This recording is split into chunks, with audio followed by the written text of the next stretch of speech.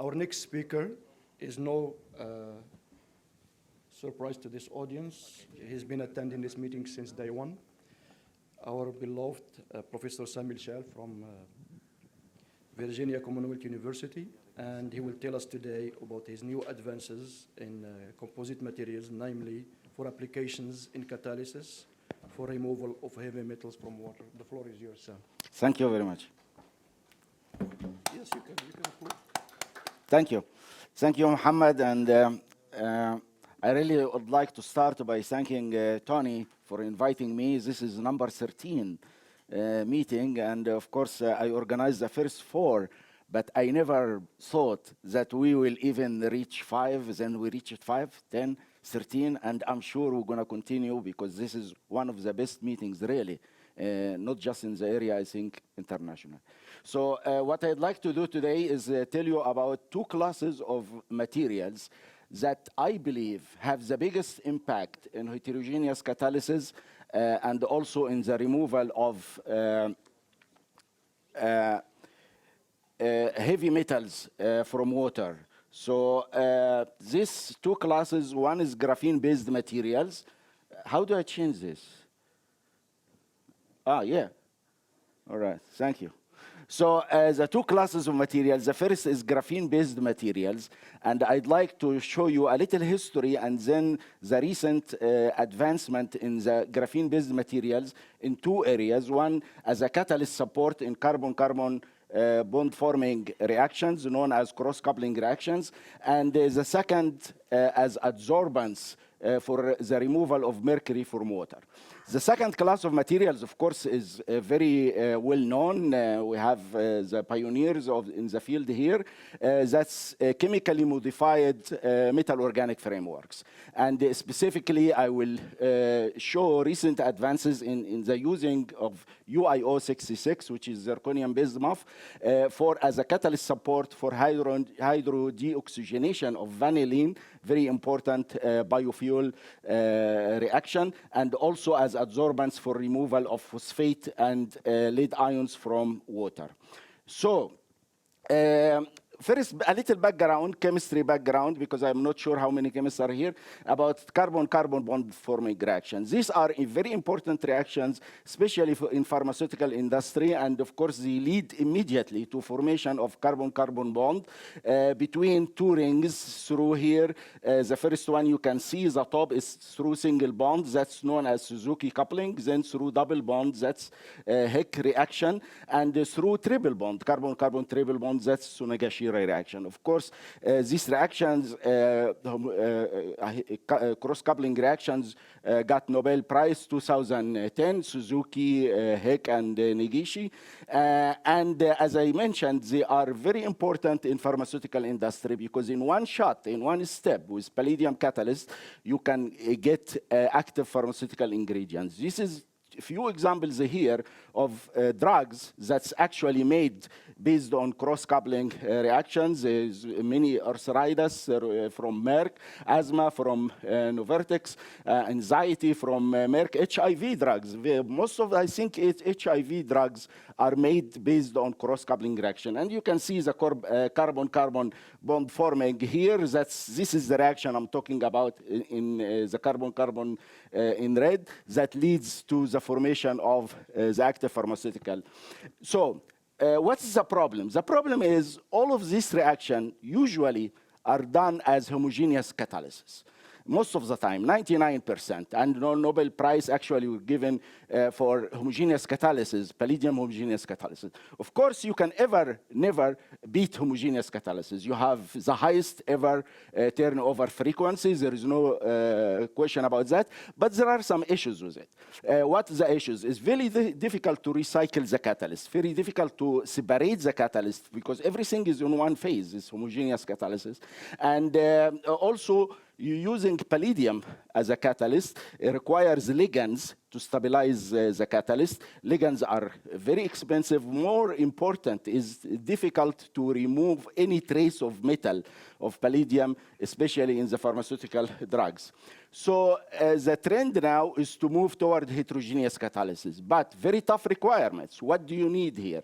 You need a heterogeneous catalyst to have the activity as a homogeneous catalyst, which means you need 100% conversion, 100% selectivity, room temperature reaction, and the catalyst loading of less than 0.5 mole percent. This is actually the golden requirements. If you can do this with a heterogeneous catalyst, you definitely beat any homogeneous catalyst. And of course, one thing I should add, no leaching, because you cannot use a heterogeneous catalyst and then you have leaching of palladium, so you come up to the same problems that can be in homogeneous catalysts.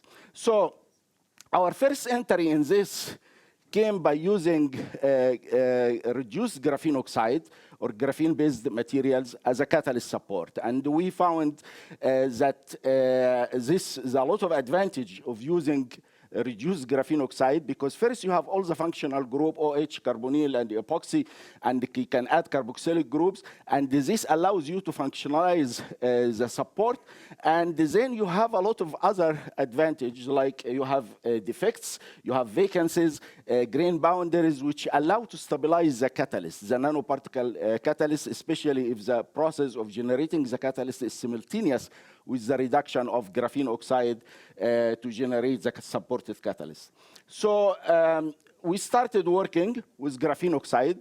Most of the experiments in my lab starts with graphene oxide in water, and and then a metal precursor, metal salt. And you can use 2 or 3 techniques we developed. One is using microwave chemical reduction. You add a reducing agent, and then under microwave radiation, you reduce both graphene oxide and the metal salt to metal nanoparticles, and you can produce any kind of metal nanoparticles you'd like to be loaded on reduced graphene oxide. The other method is based on laser irradiation. You can use either green light, 532 or 355, 1 or 2 photons, or 2 photons green, 1 of 355, and no chemical reducing agent here, and the same process with photochemical reduction of both graphene oxide and metal salt will lead to the formation of nanoparticles on the reduced graphene oxide. We have a third method, which is solid state by laser vaporization in inert gas, but I will not be talking much about this today. So as a result of that, we actually were granted 2 US patents, one for the production of graphene and metal nanoparticles on graphene using microwave radiation. The second is exactly word by word the same, except is using laser irradiation instead of, because of course these are 2 different totally technologies. Our first work came, the paper actually was published in 2011, but I always like to say and to show that the paper was submitted in 2010 before the Nobel Prize which was Suzuki cross-coupling, and also graphene in that year, 2010, chemistry and physics. So we submitted the paper. Of course, the work was done, not knowing that this year we'll couple graphene and cross-coupling in 2 Nobel Prizes. And this was definitely the first work ever reporting using graphene as a support. And then we saw extremely unusual activity. If you look at the conversion here, in 30 minutes, we have 100% conversion. And if you, of course, decrease the palladium loading and using, you can go to very low loading, 0.02%. I mentioned 0.5% is the required one for industrial application. We can reach 0.02% and still very good activity. If you compare this with the commercial catalyst, which is palladium on carbon, you see here you have up to 300 minutes, 400 minutes, without even 50% conversion. So what's going on? Both are palladium catalyst, and the support, you can say both are carbon-based support. One is just reduced graphene oxide, and the other is just carbon. Why is that difference in activity? Of course, that has to do with the catalyst support interaction and with the stability and the activity of the catalyst promoted by the support on the graphene-based materials. The second, following that work, we use the laser for chemical reduction, for reduction, not for chemical reduction, in solution without any chemical reducing agent, and we got even higher turnover frequency. Our first turnover frequency was 100,000. Now we have 200,000. Still, this is not homogeneous catalysis activity. You need something above 500,000 turnover frequency to get to the level of homogeneous, but it still is huge improvements in the activity. And again, all what we're changing is really the support, not much of the catalyst itself. Now, our most recent work is focusing on covalently in changing the reduced graphene oxide framework by attaching electron donors like p-phenylenediamine here or benzidine. These are strong electron donors. They have an NH2 group, as you can see. And we did this with different loading, and they tested the palladium-supported catalyst on this covalently functionalized support. And as you will see, we saw, again, much better even activity. Interestingly, just before I show you the results here, the percentage loading of these molecules, p-phenylenediamine or benzidine, affects the particle size, the palladium particle size. The smallest particle size we can get, 2.7 nanometers, the one on left here, at 2.9 nanometers, the one above, with the smallest loading of this electron donor compounds. If we increase the loading of the electron donor, we actually see very large particles, as you can see on the bottom one on the right here. And the reason is at large loading, you have the separation between the layers increases, and it allows more forming of large particles, agglomeration of large particles. With low loading, we don't see this effect, and we have very small particles and obviously much more reactive systems. So you can see here is the result. Again, we get now with 0.3 mole percent using either PPD, the p-phenylenediamine loading, or the other one is benzidine-diamine, 100% again conversion with half an hour, but with even lower catalyst loading. The same thing we see with benzidine-diamine. You can see the red curve here. Again, about half an hour, we're approaching 100% conversion, and the particle size is small if we keep the loading of the donor, electron donor here. Of course, you have, if you know the mechanism of cross-coupling, the first step is oxidative addition, which requires actually electron transfer from the support to the catalyst. And this is a critical point. That's why we see enhancing activity by using the electron donors in the support, so it increases the donation, and also it increases the conductivity and the transport of electrons. Now, if we do the reaction under microwave conditions, we are a little higher in temperature now, not room temperature. All what I showed you before was room temperature, actually. But now 80 degrees, but in 2 minutes, and look at the loading, 0.007. Of course, one time I asked what is the best catalyst loading, and it was Professor Heck, and before he passed away, and he said 0 loading is the best catalyst loading.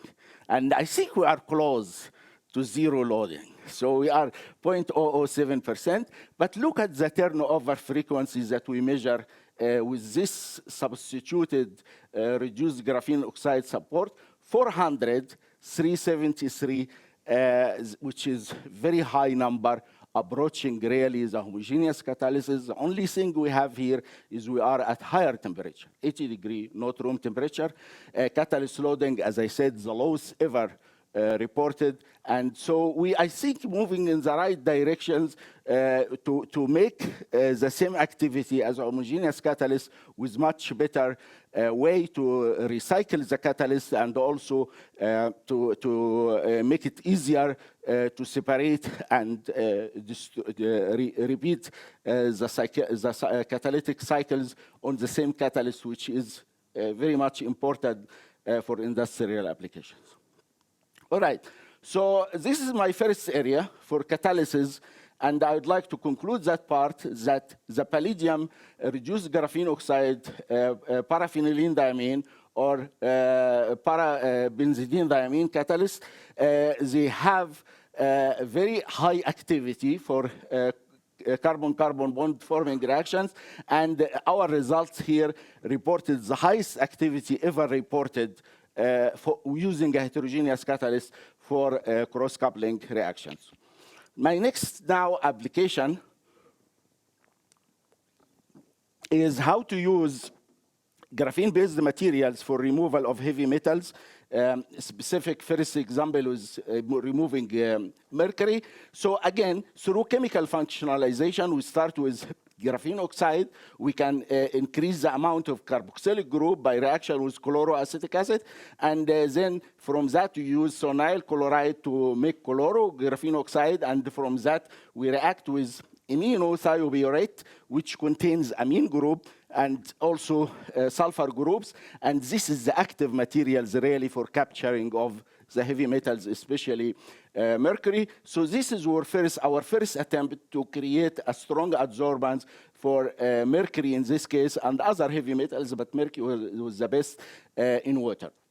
And we call it IT, Pargo, which partially reduced graphene oxide. This is the materials, how it looks like.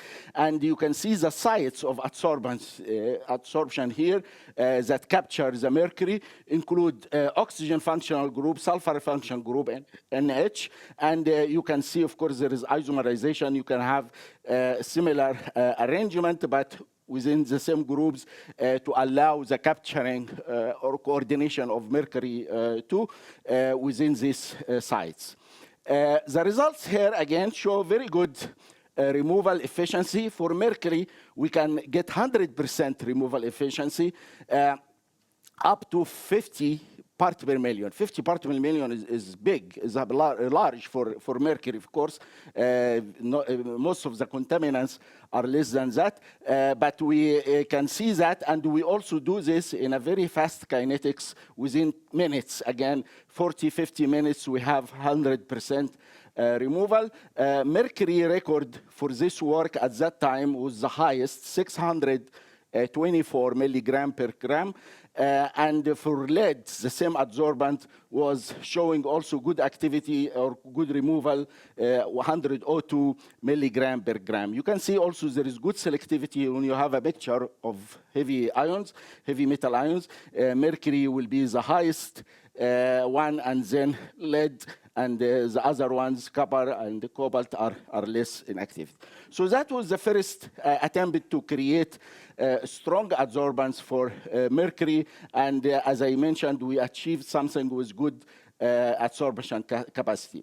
I have to say that doing this work, we were systematically changing the composition of the graphene oxide or reduced graphene oxide. And you can see the activity of the removal efficiency for mercury. It changes dramatically, of course. So the lowest one was just the black here. This is only graphene oxide without any chemical functionalization. And if we add toluene diisocyanate, improved the activity a little, and many different functional groups here. The highest one is the green here, which shows the aminothiobiurate, which we call it IT Pargo, has the highest record for 620 milligram per. So what I'm saying here is we're trying this systematically by introducing different functional groups. And of course, once we get to the nitrogen and sulfur sufficient capturing group, we can see highest removal activity here. Our second example, we like to make names to call it. So we call it MT Pargo or MAT Pargo. And that's basically melamine thiourea, partially reduced graphene oxide. Here, we start with cyanuric chloride with thiourea, the reaction here, to form melamine thiourea. This is melamine thiourea. Then we take melamine thiourea, we reacted with carboxylate or carboxylated graphene oxides coming from the reaction with chloroacetic acid again, and we do coupling reaction here with a catalyst. which is in presence of carbamide, and we produce the coupling which has the partially reduced graphene oxide with the melamine group, including the sulfur group. So this will be the melamine thiourea partially reduced graphene oxide. That material, you can see TEM and SEM here. The first one here, this is just the melamine thiourea, SEM. This is the graphene oxide alone in the middle, SEM and TM. And this is the composite, which is the melamine thiourea. And you can see that there is intercalation or good mixing between the two components. It's not physical mixture. It's definitely chemically modified materials. So it has different features than just physical chemical mixture. Activity here also quite good for both mercury and also for other metals. So for mercury here, we have 100% removal efficiency, and we can go from actually 0.1 part per million up to 100 part per million. We have 100% removal efficiency. At higher concentration, we get the maximum capacity here, 650, a little better than what we had before for mercury. And also for cobalt and copper, we have reasonable removal efficiency. So we believe that this, another adsorbent, shows characteristic feature that improves the removal efficiency of mercury from water. Again, the kinetics here is quite fast. We see 100% removal in actually, and this is half part per million or 500 part per billion. The removal efficiency here in seconds. We get that removal. If we have higher concentration of mercury, here 650 part per million, very high, half an hour, we have 100% removal. So that's our second adsorbent, which is based on chemically modified graphene oxide. And as I mentioned, it shows 100% removal efficiency for mercury at concentration between 0.1 and 100 part per million with maximum capacity of 650. So this, I guess, conclude my first part, which deals with catalysis on graphene-based materials and the adsorbents, efficient adsorbents for removal of heavy metals of water. So from water. So we conclude that part by saying that the graphene-based adsorbents provide high efficiency, recyclable, and cost-effective adsorbents because of the accessible chelating sites that's created on the graphene oxide framework. Now I move to the MOFs application. And I should mention, of course, this meeting is in the Middle East, and I gave a talk for the Saudi Chemical Society, and the theme was celebration of Arab chemists. And I used this picture, which shows that we have 3 Arab chemists which pioneer the field of MOFs and CUFs. And you, of course, I'm sure you all of them, you know all of them. And we have one of them here, actually, but he's now in the next room talking to the kids. So this is Omar Yagi, of course, Mohammed Dawoodi, and Omar Faraha. And I'm sure there are more, but I just happen to find those 3 easy to pick. So this is great to see that kind of activity and progress in our area. One of the MOFs that we're really interested in, and probably one of our favored MOFs, is UIO-66. That's the zirconium MOF that can be easily made from zirconium oxide clusters, and BDC, which is benzene dicarboxylate. And the MOFs has good characteristic area, very good surface area. It ranges, of course, from 1100 to 1300, depending on the way you make it, and also on the linkers that you use. And it has octahedral pore diameter up to 30 angstrom, and even it can be more if you have missing linkers in this MOF, and it has higher stability, higher temperature stability up to 690 degrees. So these all great features to use as a support for catalysis. Our first application here was for catalytic upgrading of biomass to phenols. So, of course, biomass from cellulosic products, you have lignin and you have hemicellulose, and one of the reactions that mimics the lignin activity is vanillin. So vanillin hydrodeoxygenation converts vanillin right here into hydroxymethyl phenol. This is the final product. But it goes through two steps reaction. The first one, it forms vinyl alcohol, which is not desired product. And the second step is the phenol product, which is the desired product.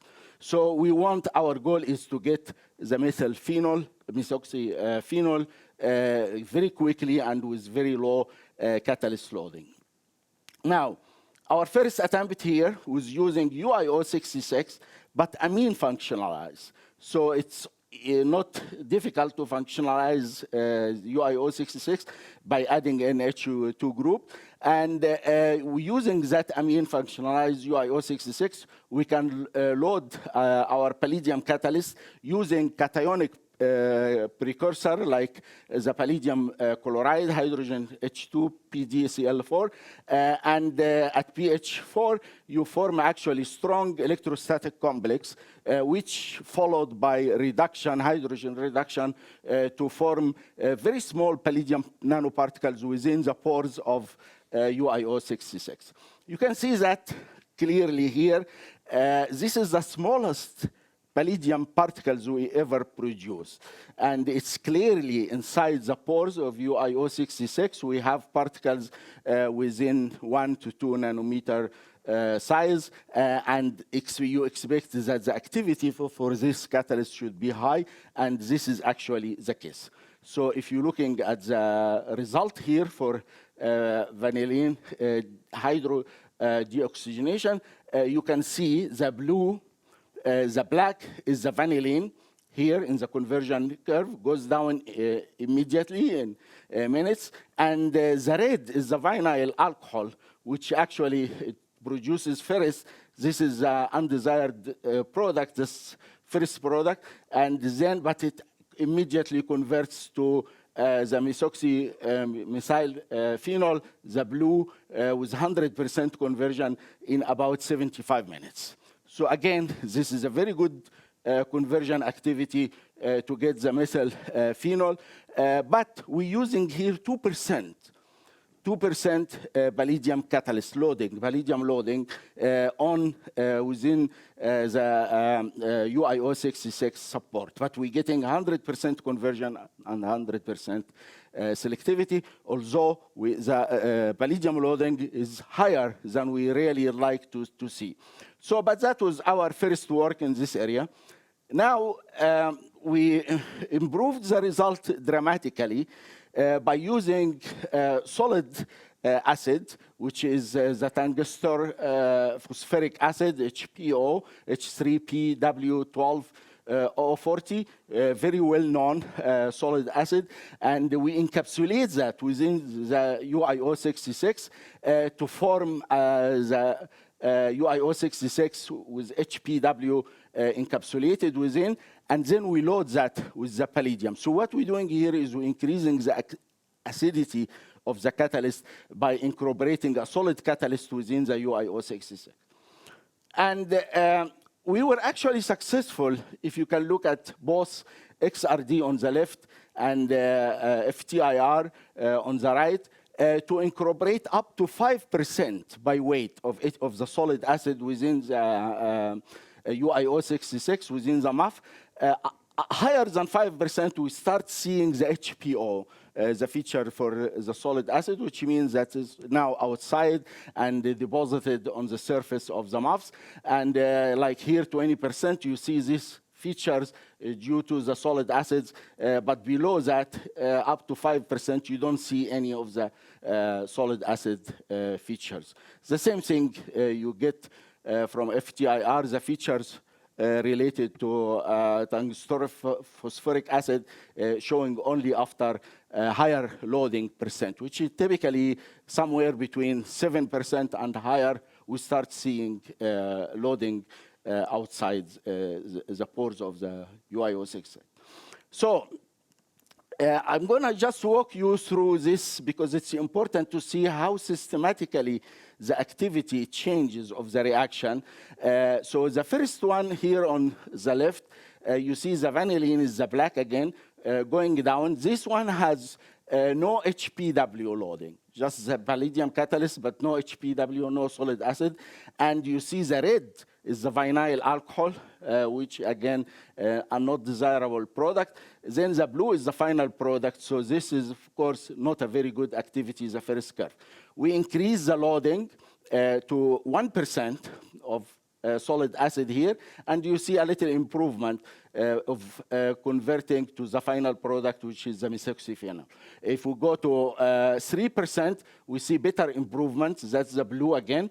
If we go to 4%, we see better improvement. And the best one we achieved by 5% loading of HPW. And now we get, within 30 minutes, 100% conversion to the final product. You can see the red here is almost gone. It forms very little at the beginning, which is the vinyl alcohol, but it goes to the methoxyphenol immediately to give the final product. So our result here shows that we, within 30 minutes now, not 75 minutes, but more important, using 0.4% palladium. Of course, you need to keep the palladium low. Last time we did without the HPW, we were using 2%.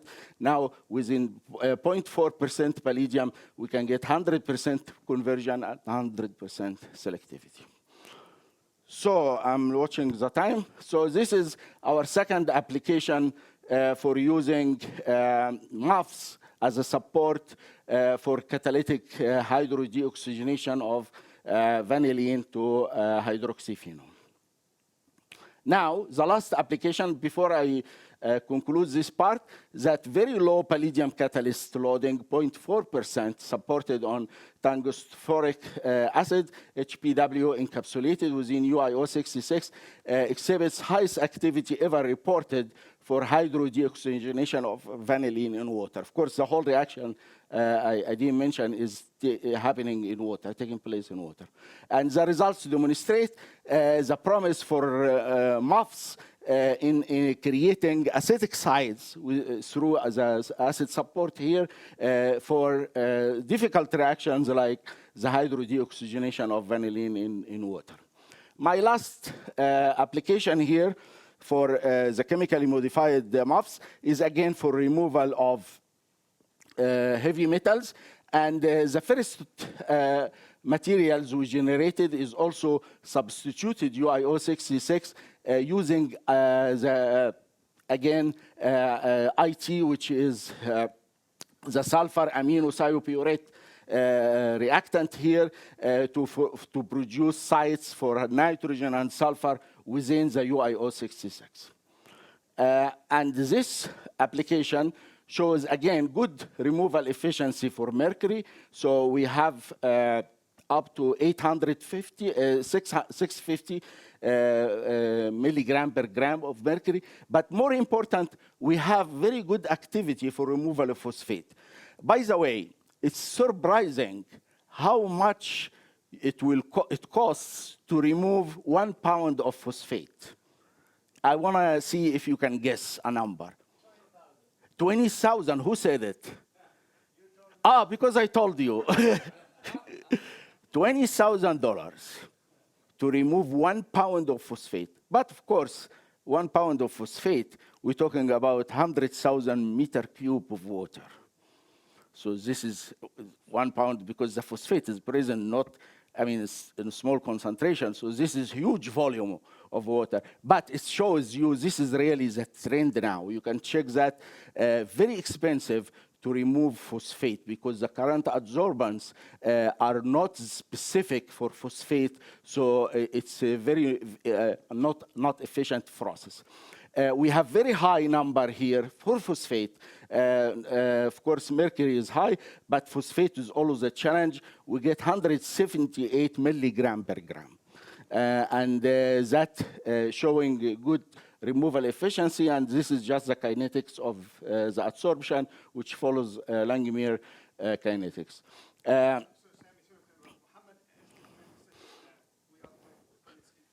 Yes, this is the last point I'm going to make. This is, again, the UIO-66, NH2, amine subs, and also 67. I'm just making a comparison between both of them, but this is for the removal of lead. And this is the UIO-66, the blue alone, with urea, the red, is better, the removal efficiency, but with the 80, which is thiopurate, is higher. 67 shows better removal efficiency because it has a little higher surface area and also larger pore capacity. So we see here up to 350 removal efficiency of lead milligram per gram. And this just shows the mechanism of coordination of lead ions to the NH2 group and to the NH group within the amidinothiourea, which is the IT, which is amido thiopurate. So with this, I conclude that part, that chemically modified UIO-66 NH2 and UIO-67 NH2 adsorbents provide high efficient, recyclable, and cost-effective adsorbents, accessible chelating sites for capturing and retaining toxic metal ions, and we show here specific activity, high activity for mercury and phosphate. So I think with this, I conclude all my talk, and I acknowledge, of course, the work of my group, my students. We work really very hard on a variety of different projects, and the support of funding agents, and thank you for your attention.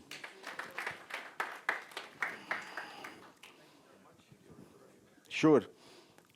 I think we have room maybe for one quick question, and then we can continue in the break with Samy. Any quick pressing questions?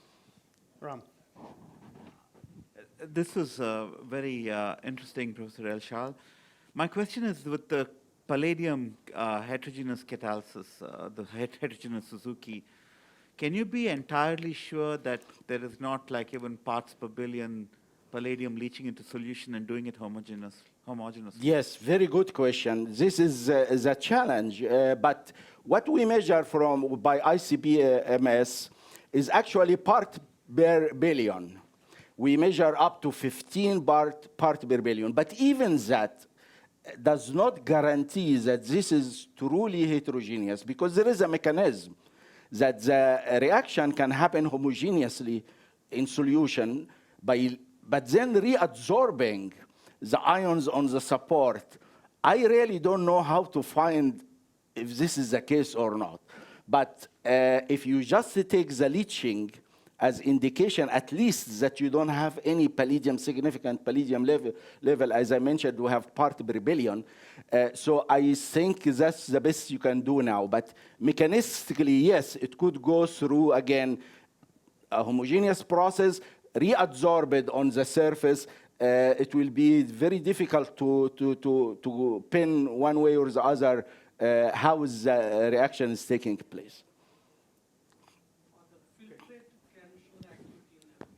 Oh, yes, all of that, hot filtrate, all of that we did is all in the papers. You can do hot filtrate, and you can remove the catalyst, and then there is no activity. You continue the reactions, there is no activity. And so, but it still doesn't say is the reaction, as I said, in the presence of the catalyst, it's possible that the reaction takes place in solution, but then the catalyst redeposit the palladium on the surface. So even if you do filtrate, you will not control this process. If that is the case, that's happening. Okay, let's thank Samy again, and we can continue the discussion.